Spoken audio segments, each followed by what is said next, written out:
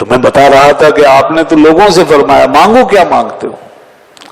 حضرت ربیعہ بن کعب رضی اللہ عنہ، ان سے آپ جب خوش ہوئے، وہ خدمت اقدس میں رہتے، وضو کا پانی سنبھالتے تھے. تو ایک دن دریائے رحمت جوش میں آیا، فرمایا کہ مانگو اے ربیعہ، مانگو کیا مانگتے ہو، سل یا ربیعہ. یہ صحیح حدیث ہیں، ترمذی میں اور دیگر کتابوں میں موجود. فرمایا سل یا ربیعہ، اے ربیعہ مانگو کیا مانگتے ہو. انہوں نے کہا اسألک مرافقتک فی الجنہ، یا رسول اللہ صلی اللہ علیہ وسلم میں آپ سے جنت میں آپ کی رفاقت چاہتا ہوں. حضور جنت میں آپ کی رفاقت چاہتا ہوں، آپ کی معیت، رفاقت، سنگت، صحبت یہ جنت میں میسر آ جائے. سب کچھ خدا سے مانگ لیا، تجھ کو مانگ کر اٹھتے نہیں ہیں میرے ہاتھ. اب اس دعا کے بعد اب اور کیا مانگے؟ دیکھیے کیا مانگا ہے، مانگنا سیکھیں. ہم کیا مانگنے جاتے ہیں، کیا لیتے ہیں، کیا دل میں ہوتا ہے. مانگیے، شفاعت مانگیے، اس در سے شفاعت مانگیے، حضور کا وسیلہ مانگیے، حضور کی دعا مانگیے. حضور فرما دیجئے، ہاتھ اٹھا دیجئے، دعا فرما دیجئے. یہ گناہگار ہیں، آپ کے ہاتھ اٹھ گئے، کوئی گناہ نہیں رہے گا. اللہ نے فرمایا وَاسْتَغْفَرَ لَهُمُ الرَّسُولُ.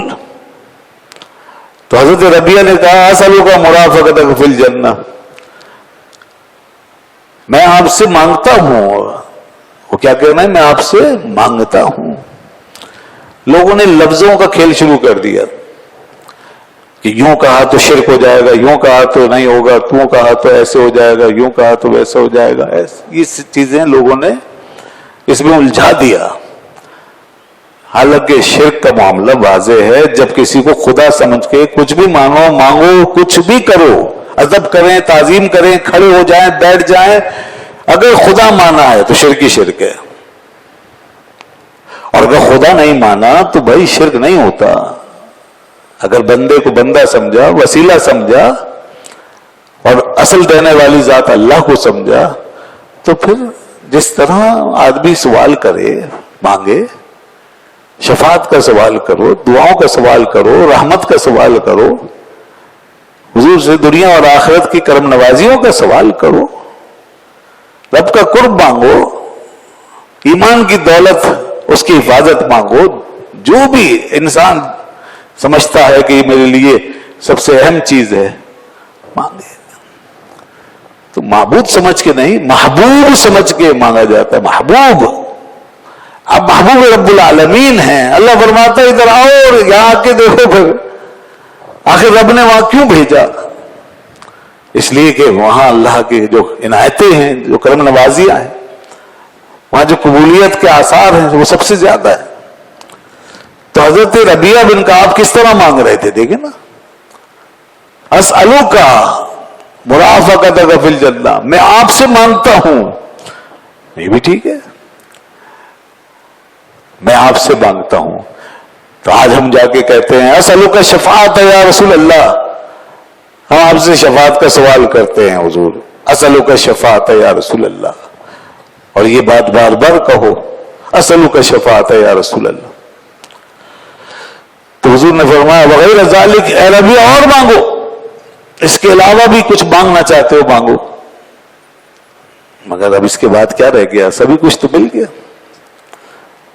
لیکن آپ کا دسترخوان نعمت بہت وسیع تھا، بہت وسیع ہے، لامحدود ہے. اس لیے فرمایا اور مانگو. تو لوگوں نے جب یہ بات کی تو ایسے ہی نہیں کی، عقیدت میں یہ ایک حقیقت کہ دنیا اور آخرت یہ آپ کی نعمتوں کا دسترخوان ہے. اللہ نے آپ کو دونوں جہانوں کی نعمتوں کا وہ وسیلہ بنایا ہے کہ آپ نے فرمایا انما انا قاسم، میں تقسیم کر رہا ہوں. واللہ یؤتی، اللہ عطا فرماتا.